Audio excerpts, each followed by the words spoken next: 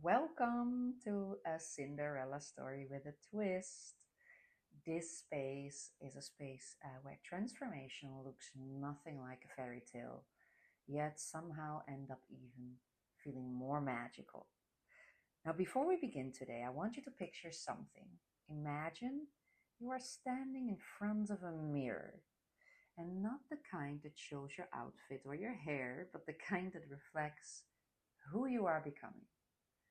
A mirror that shows the version of you that's just a little bit more awake, a little bit more aligned with the life that you are meant to live.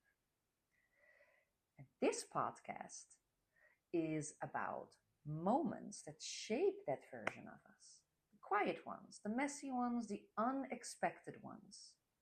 And yes, for some people, awakening arrives suddenly, almost overnight, right? Like a lightning that strike and changes everything. But that wasn't my journey.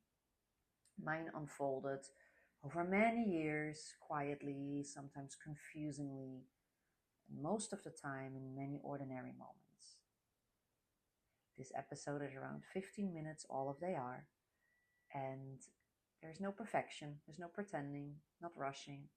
It's all about real experiences shared so you can recognize the magic in your own. So take a deep breath and let yourself land, and let's step into today's story. I didn't grow up in a religious household. I had never heard of the word vegetarian, and certain foods did not even exist in our kitchen. My mom, yes, she had her own spiritual practices, holistic healing, energy work, channeled messages, but daily life wasn't especially conscious or spiritual. Still, something about what she did stayed with me, and I knew energy existed. I knew feelings mattered. But I didn't start truly exploring myself until I was in my 30s. When I moved to Australia at 30 years old, 29 it was actually, everything began to shift. I lived with people who are deeply conscious of how they live. They were yogis, vegetarian, healthy eaters, conscious people, and I remember walking into their kitchen and seeing almond butter hummus for the very first time in my life. Up to that point, I never ate an avocado. Can you imagine? And it sounds small, but it felt like a tiny awakening, a moment that whispered, there is another way.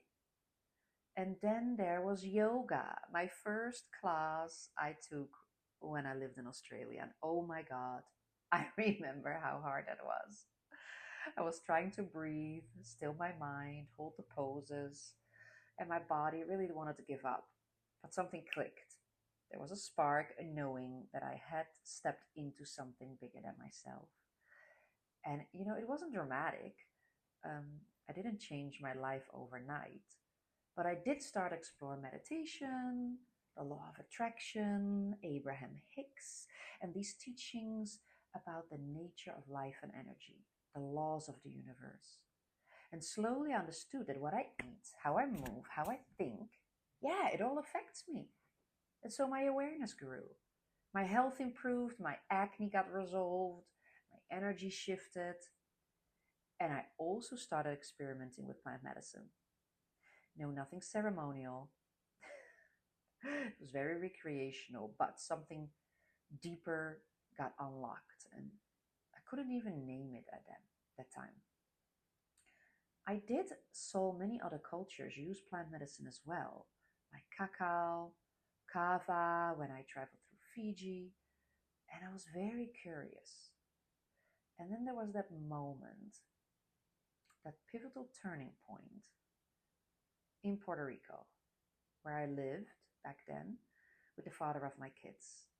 He had tons of experience with ayahuasca and he suggested that it might would help me too. So one night around 10 p.m. we drove into the jungle with a group of friends. I had no idea what to expect. And there was this trusted shaman couple. And we went into this teepee in the middle of the jungle. There was candlelight, tobacco smoke to clear our negative energies, and there was no bathroom, so I had to go out in the open. I had done the diet and I went in open. And I remember my body reacting super hard. It trembled, it shook, I vomited. Like the physical intensity was super overwhelming. I felt like an animal. I was growling and shivering, and through all that chaos, moments of clarity kept breaking through. I did saw energy moving through me.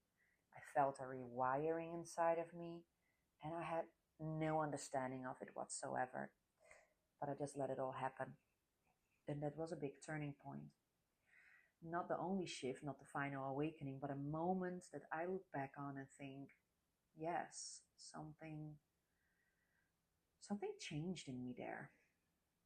And so the next morning, we had some healthy breakfast, we rested.